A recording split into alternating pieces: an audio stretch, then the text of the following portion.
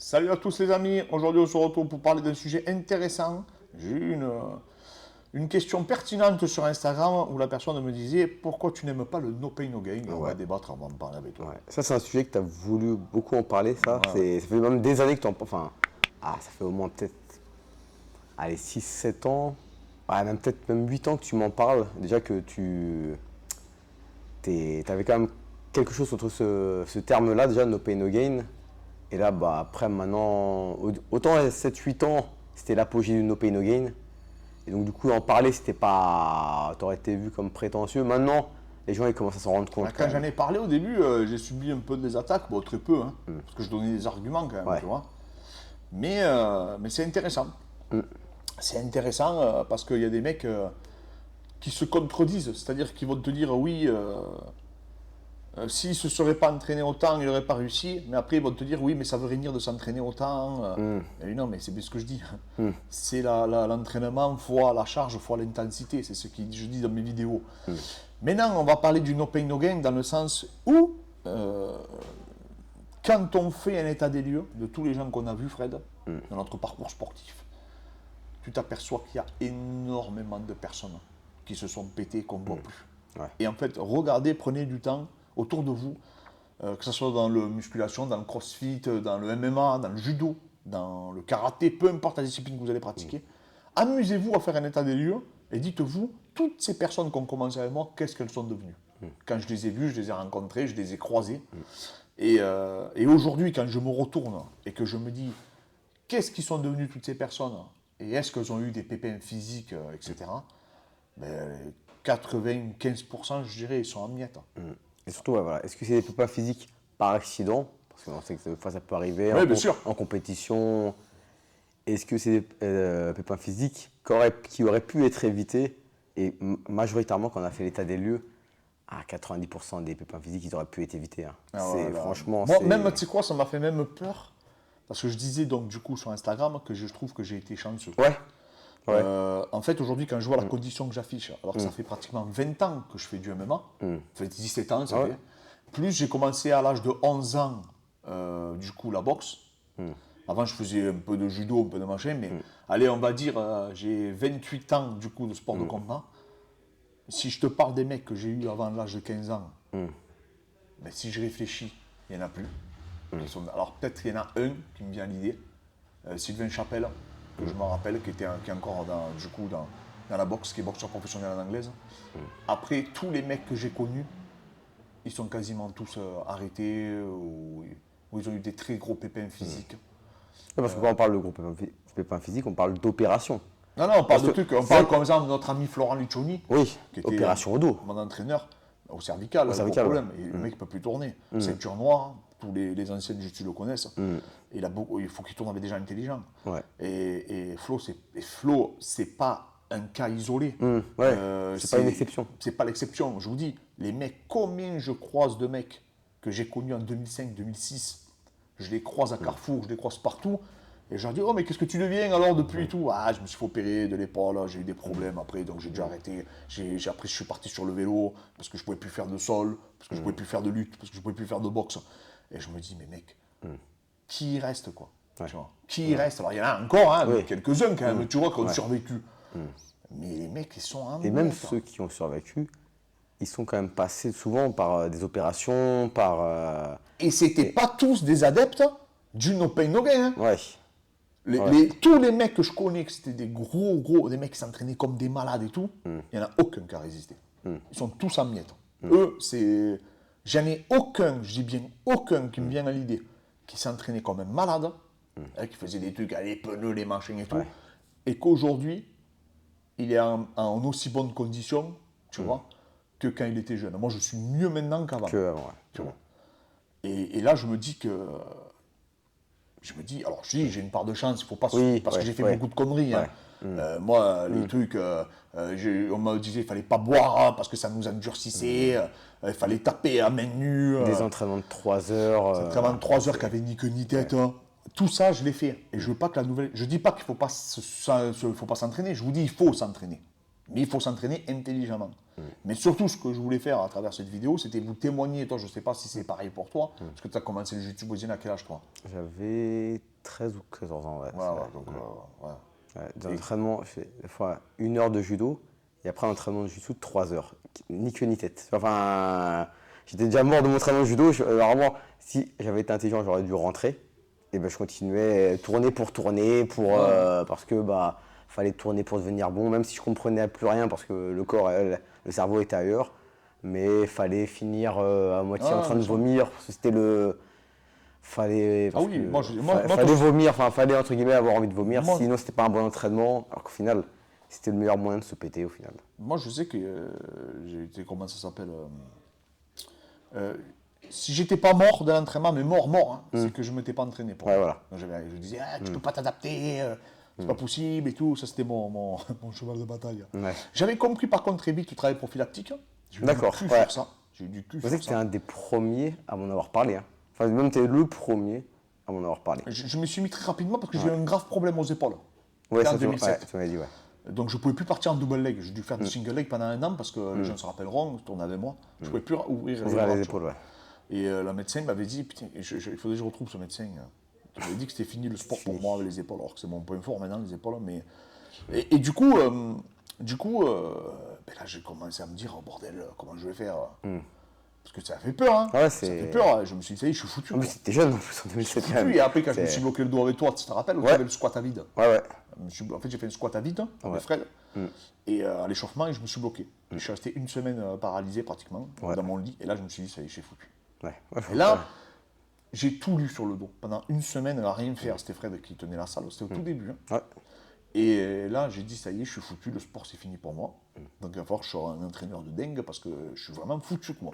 Parce que vraiment, quand je vous dis, vous ne pouvez pas vous lever du lit, je ne pouvais pas me lever du lit, quoi. C'était un truc de fou. Mais sachant que c'était quand même ton gagne-pain. C'était quand même. Je rêvais d'en vivre, quoi. Ouais, voilà. Tu vois Donc, j'avais ma salle, je venais créer la salle. Fred il venait juste. C'était au moment où il rentrait avec nous. Et du coup, là, j'ai dit, ça y est, je suis foutu. Putain, il fallait que ça me tombe dessus maintenant, etc. Je me suis tué d'anti-inflammatoire et tout, parce qu'après, tu as le dernier recours, tu sais plus quoi faire. Hein. Tu es dans le désespoir. Au début, je faisais le naturopathe. Hein. Après, j'ai fait venir des chiros, des machins, personne n'arrive à me soigner. J'ai dit, ça y est, je suis mort. Et après, finalement, ça allait mieux. J'ai récupéré. Et là, j'ai dit, et pendant 1 semaine, j'ai écouté, tu te rappelles, tous les podcasts sur sur le dos, Stuart McGuide, tous les mecs, là, tous les tueurs. Quand j'écoutais tout ce qu'ils faisaient, je disais, il faut que j'arrive à me guérir, il faut que j'arrive à m'en sortir. C'est pas possible et tout. Et au final, j'ai réussi. Et là, j'ai dit, ça y est, c'est mort. C'est mort, plus jamais, il faut que ça me reproduise. Donc, j'ai fait tout un travail prophylactique, tout un travail de renforcement, tout un travail unilatéral qu'on préconise, tout un travail de coordination motrice aussi.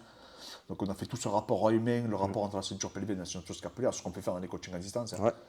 Et à partir de là, j'ai plus jamais eu... j'ai eu des petits pépins, mais c'était anodin. Mais pas du coup à rester paralysé, à plus pouvoir me lever, quoi. Enfin, je pouvais me lever, mais il fallait me porter, quoi. Même pour aller aux toilettes et tout, il fallait qu'on m'aide et tout. Je sais pas, les gens ne se rendent pas compte. Et c'est ça que je parle aujourd'hui, moi. C'est pas de dire, oui, mais bon, je peux plus faire l'élévation latérale, j'ai un peu mal à l'épaule. Moi, je parle de mecs. Voilà. Et mon père, qui lui a une salle de muscu depuis pratiquement 40 ans maintenant, il me disait pareil. Il a tellement connu de mecs. Et il faisait de la muscu, les mecs. Donc, plus ou moins, quand même, il travaillait un peu safe, tu vois. Mais il y avait des mecs, c'était des tarés. Ils faisaient des soulevés de terre comme des malades et tout. Tous ces mecs-là, ils sont en miettes. On parle de mecs qui ont carrément du mal à dormir la nuit de douleur seulement. Là, on ne parle pas de... Oui, on ne parle pas je vous dis, les mecs dont je vous parle, que je croise, faites l'état des lieux. Regardez juste autour de vous, sans parler de dire, vous avez entendu ça. C'est un truc de fou. C'est un truc de fou. Mais vraiment, c'est incroyable. Mais ne serait-ce que se faire opérer à cause d'une prépa physique. À la base, une prépa physique, c'est fait justement pour vous renforcer pour votre discipline, ou même si vous ne faites pas d'une autre discipline, c'est fait pour vous rendre une meilleure version de vous-même. Et du coup, au final, si vous vous faites opérer, vous faites 10 pas, c'est même 30 pas en arrière. C'est l'opération. C'est devenu banal aujourd'hui, en 2022, de se faire opérer. Dès qu'on va voir un médecin, une petite douleur, opération. Mais une opération, c'est pas rien, faut ouvrir. Moi, je suis contre les opérations à un certain âge. Exactement, l'opération, surtout pour les croisés, tu vois. Voilà, c'est le dernier recours. Aujourd'hui, c'est devenu tellement banal que quand on dit on se fait opérer, c'est limite on va faire les courses. Mais c'est pas rien de se faire opérer. Et quelqu'un qui se fait opérer à cause d'une prépa physique, y a un problème. Ah. Rien que ça, déjà, c'est quand même le nombre de personnes qui se sont fait opérer à cause d'un entraînement n'importe comment en salle de musculation et tout. Mais ça devrait même pas arriver. Le problème, c'est qu'on a cru. C'est que les gens. L'adaptation. Ouais, ils ont vendu l'adaptation. Ouais. Ils se sont dit le corps humain peut répondre à tout. Ouais. Et ça, c'est la plus grosse supercherie qu'on ait jamais entendue. Ouais. Et le pire de Ils tout ont ça. surestimé. Ah, ils n'ont même pas surestimé parce qu'ils n'en ont pas connaissance. Ouais, C'est pire que ça. d'accord. C'est pire. C'est-à-dire qu'aujourd'hui, l'information, elle est trouvable. Des études sur le sujet, il y en a plein. On sait. On sait à quel point le corps peut s'adapter Ouais. au niveau mécanique, au niveau, Au niveau physiologique, au du niveau, système nerveux périphérique, au niveau des tissus conjonctifs, au niveau de l'annulus, du nucléus. On sait tout ça, que ce soit au niveau du rachis, etc. On le sait tout ça. Aujourd'hui, le mec, l'information, elle est disponible. Et je ne comprends pas comment il y a des mecs qui ont pu penser ça, alors que c'était disponible, tu vois. Je sais pas, il a dû y avoir quelqu'un qui a dû, à un moment donné, Vendre le vendre, ce truc, de se dire, mais rappelle-toi, attends. Rappelle-toi quand CrossFit a débarqué. Alors eux, ils ont révolutionné la prépa physique, hein, parce qu'ils ont montré que Les interférences par rapport aux interférences. donc ça, le Je les CrossFit, surestime. on doit leur remercier rien que pour ça. Ils ont changé le monde de la préparation physique, ça c'est indéniable. Ils ont apporté énormément. Et du coup, le fait, nous n'avons pas besoin de machines, nous sommes les machines. Ça a été le pire truc qui Qu'ils aient dit, ouais. Et aujourd'hui, ils ont le retour du bâton, c'est qu'aujourd'hui, les machines, les Rogue et tout, ils vendent des machines. Ou vendent des accessoires pour créer des machines bidons, quoi. Hein. Parce que les trajectoires et tout, c'est de la merde. Mais voilà, ça te résume la situation. Parce que les gens se sont rendus compte, tu vois. Et en fait, souvent, on te dit, oui, il y a un mec qui me dit, oui, mais regarde ton plast. Ton plast.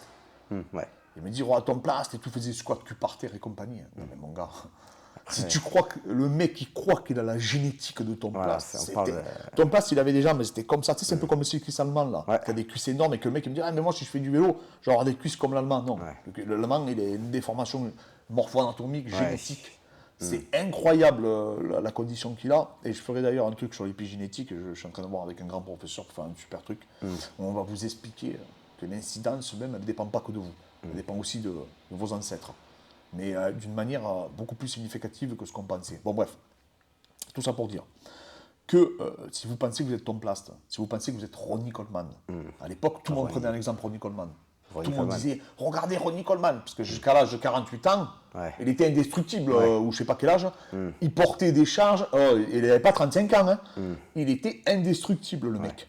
Mais Jusqu'au jour, après, bon, ben, il a eu une mauvaise opération, c'est vrai, il n'y a pas eu que ça, c'est des opérations dues aux charges qu'il prenait, les produits aussi, bien sûr, mais toutes Ronnie ces Coleman, personnes, tu ne peux pas les comparer avec des individus normaux, c'est des extraterrestres. Il faisait du power building à 17-18 ans, Ronnie Coleman, je ne sais plus à combien il était au ouais, terre, il avait dit à Joe Rogan combien il soulevait à 17 ans. Joe Rogan était choqué. Mais non, c'était un monstre, une force en nature. Et on m'a pris Tom Plast. On me dit, ouais, mais regarde Tom Plast, regarde le chinois là. Là-haut. L'haltérophile. Oui, là-haut, Zhangzhou, là. Je sais plus, j'arrive pas à dire son nom. Mais mec, si tu crois que tu as les particularités anatomiques, morphomécaniques, et la même typologie des muscles que ce gars-là, il faut que tu ailles te faire soigner. Ouais. C'est comme si moi je dis oui mais attends regarde Usain Bolt il court vite parce qu'il s'est entraîné comme ça. C'est la même débilité. Ouais. Tu peux pas prendre ces mecs en exemple. En fait, C'est des extraterrestres. Les exemples pris sont trop. En fait, on pense que ces mecs-là sont le commun des mortels en fait. Oui, Alors on qu'au va te dire final- regarde Tom Plast, regarde Usain Bolt, regarde, mais je peux pas. Si demain je vous dis oui mais moi je m'entraîne en sprint 4 fois par semaine sur piste, regardez avec des chaussures que Usain Bolt, vous pensez quoi que moi et Fred on va faire des performances et jamais de la vie. Le mec, c'est un extraterrestre. Donc, on ne peut pas prendre ces gars-là en exemple. Je vous dis, Ronnie Coleman, à l'époque, je me rappelle, tout le monde, moi le premier, je prenais un exemple. Je dis, mais là, on peut porter lourd, regardez Ronnie Coleman. On prenait tous un exemple. Tom Plast, pareil. Tom Plast, il faisait, je ne sais plus combien, il a fait 22 répétitions avec je ne sais pas combien sur le dos. Alors, Jean Boy, maintenant, il est en miettes complètement. Hein. Et complètement, il le dit, il a des douleurs, il s'en cache, il ne dort pas. Hein. Après, on prend un exemple sur. Les problèmes, c'est qu'on prend un exemple sur les champions. Après, c'est pas forcément pour ceux-là qui s'entraînent intelligemment. Regarde, à l'époque, la chute box en MMA, tout le monde prenait exemple sur eux. Ils faisaient des rondes à la fin à main nue pendant 30 minutes pour se disant se renforcer le corps et tout. T'as pas vu Joe Jones là, qui boxe à main nue? Ah, j'ai pas vu. Il boxe à main nue Joe Jones sur des pattes d'ours. D'accord. On a fait un truc avec Avec vous un savez, un chirurgien. des plus grands Ouais. spécialistes de la main. On a fait une vidéo, vous allez Avec sur la Adrien, chaîne. ouais. Vous allez voir ce qu'il en pense. C'est pas moi, hein, moi je m'en fous, c'est pas très grave qu'on me dise oui mais toi tu sais pas. Oui, moi, peut-être. Hein. Lui c'est mieux que moi, il en voit tous les jours des Ouais. mecs. Et il explique, hein, vous allez voir la vidéo. Et c'est pour ça que, de toute façon on l'a vu nous, hein, on s'est rendu compte aujourd'hui, quand tu vois les mecs se préparer, tu te rends compte que voilà, il y a quand même une limite. Mais bon, voilà. Tout ça pour dire qu'on a cru, là où je rejoins totalement Gundil, c'est qu'il dit, si on s'adapterait, il n'y aurait pas de blessés, ça n'existerait pas. Oui. Si on part de la logique qu'on crée des adaptations pour tout, mais il n'y aurait pas de blessés. Parce que du moment que tu t'entraînes, tu dois t'adapter. Donc tu ne peux pas te blesser, hein, c'est pas Il possible. n'y aura pas de tendinite. Il n'y aurait pas. de- On serait indestructible en partant de ce principe-là. Ouais. Et au final, non, on se rend compte que ça n'a rien à voir. Quand tu vois la différence entre un sédentaire et un haltérophile de haut niveau, Non, un disque, ça s'use. non, mais enfin, y a pas de- les gens ne s'en rendent pas compte. Et en fait, malheureusement, on s'en rend compte trop tard. Moi, je vous dis, j'ai eu du cul, j'ai eu de la chance quand je repense à ce que j'ai fait. Et il y en a qui pensent en me disant, oui, mais peut-être que c'est ce que tu as apporté. Mais non, arrêtez. Ouais, c'est ça qu'il y en a qui disent, ouais. Ouais, mais c'est peut-être mais grâce c'est à ça, ça que ouais, tu es ce que tu super. es aujourd'hui. Il y en a beaucoup qui vont Aujourd'hui, dire j'ai ça. des douleurs que je sais pourquoi. Croyez-moi que je sais pourquoi. Je les ai, ces C'est-à-dire que douleurs. tu penses que tu aurais pu atteindre le même niveau, voire même meilleur, Ah sans forcément. Je sais que j'ai une amplitude là, Ouais. tu vois, et je sais que c'est les Overhead squat. les épaules d'arraché, etc. Ouais. Tu vois. Tout ça, je sais que ça m'a bousillé, les épaules, putain. Je le sais, hein. Mais après, je me suis menti tellement Ouais, parce que les overhead squat et tout que j'ai pu faire comme un débile là. c'est après. Après, attention, attention, parce qu'il y a une nuance, comme on dit souvent. T'es haltérophile, il faut que t'en fasses, hein. Ouais, parce que T'es ça fait powerlifter, partie de ta il va discipline. falloir que t'en fasses aussi. Ouais. On n'est pas là pour Ouais, dire machin. on parle pour quelqu'un qui, par exemple, qui n'a aucun intérêt à. Qui ne Non. fait pas de compétition de powerlifting, qui ne fait pas de compétition d'haltérophilie, il a des variantes qui. Oui, bien sûr. Mais ce que je veux dire par là, c'est que c'est pas parce que nous, on fait du MMA ou de la boxe que je vais vous dire, ah non, non, la boxe, les gars, vous risquez rien. Mettez les gants, vous risquez rien. Mais non, mais on n'est pas abrutis. On va pas vous dire de mettre les gants. Bien sûr que c'est dangereux, la boxe. C'est pas du yoga. C'est pas de la zumba. Non, mais au bout d'un moment, il faut qu'on dise les choses. C'est pas parce qu'on est passionné. Nous, on fait un sport qui est dangereux avec Fred. On fait du MMA. Quand Fred, il m'étrangle, c'est pas bon pour mon organisme. Ne pensez pas que je m'adapte. Je crée des mini-adaptations. Mais elles ne sont pas en adéquation avec les contraintes qui me met Fred. Maintenant, moi, je suis passionné, j'aime, c'est mon plaisir. Mais je le fais. Mais c'est pas pour ça que comment ça s'appelle, Oui, que je vais aller dire sur tous les podcasts où je vais passer. Ah non, mais vous pouvez y aller, le MMA, c'est super safe, oui, c'est génial. Oui, moi j'adore. Hein. Mais personnellement, je ne peux pas dire, je dois être objectif envers ma discipline, c'est une discipline qui est dangereuse. Voilà, c'est tout. C'est pas la plus dangereuse, mais c'est pas une discipline, c'est pas de la Zumba. Voilà. Et au bout d'un moment, il faut dire les choses. Et c'est pas parce que ta discipline, toi tu l'aimes, tu l'affectionnes, tu veux performer, que tu peux pas dire que ta discipline est dangereuse. Comme le rugby. Voilà. Le rugby, Un c'est mec qui un aime sport très le dangereux. rugby, il me dit, il peut pas me dire que le rugby c'est pas dangereux. Maintenant, il va me dire, ouais, mais Clément, moi je me régale de jouer le dimanche. Mais ça, c'est notre chose, c'est notre problème, ça. Donc après, voilà. Donc après, il faut essayer toujours de trouver un équilibre. Moi, j'ai regardé des CrossFit Games là, franchement, j'ai surkiffé. C'était incroyable. D'ailleurs, j'aimerais bien avoir un grand crossfitter pour parler avec lui, tu sais, de tout ce qui s'est passé. Tu sais, il y a une polémique là, parce que le mec. Eric Hillard, qui est troisième. Le troisième, il avait été contrôlé Positif. positif à l'époque. Pour dopage. Bon, bref. Mais pareil, les CrossFit Games, ils sont là pour performer au CrossFit. Ouais, mais moi j'ai adoré, là, Ils je sont trouve pas que là c'est les dans meilleurs games que j'ai vus. C'est pour ça que j'aimerais bien en parler avec un crossfitter. compétiteur de haut niveau. Je vais essayer d'en contacter un pour qu'on discute de tout ça. Mais c'est pas parce que j'aime beaucoup le CrossFit en tant que discipline que je vais te dire que le CrossFit c'est pas dangereux. Oui. C'est pas parce que je vois le combat de MMA ou le combat de boxe anglaise, quand je vois Canelo ou l'autre, que je vais te dire, ah non, non, mais t'inquiète pas, c'est pas dangereux. Non, c'est pas un jeu. C'est des sports qui sont difficiles. C'est des sports qui sont exigeants. C'est des sports où ils sont chronophages, où des contraintes C'est pas sont des terribles. sports santé. C'est pas. Voilà. Mais là, après, à but, bien sûr que si tu t'entraînes un peu moins, mais bien sûr que ça, tu peux en tirer un bénéfice. Faut pas se leurrer. Donc voilà, les amis. Donc faites pas pour faire, on vous le répète, mais c'est une vidéo qu'on voulait faire. Ne faites pas pour faire, c'est très important. Faites pour évoluer, faites pour être bien dans votre peau. Trouvez le juste milieu et surtout le but c'est de durer et vraiment pas de vous péter. Voilà les amis. Donc on vous remercie encore à tous pour la force que vous nous donnez. N'hésitez pas à nous contacter, n'hésitez pas à nous mettre en commentaire si y a des sujets en particulier que vous voulez qu'on aborde. On le fera avec grand plaisir.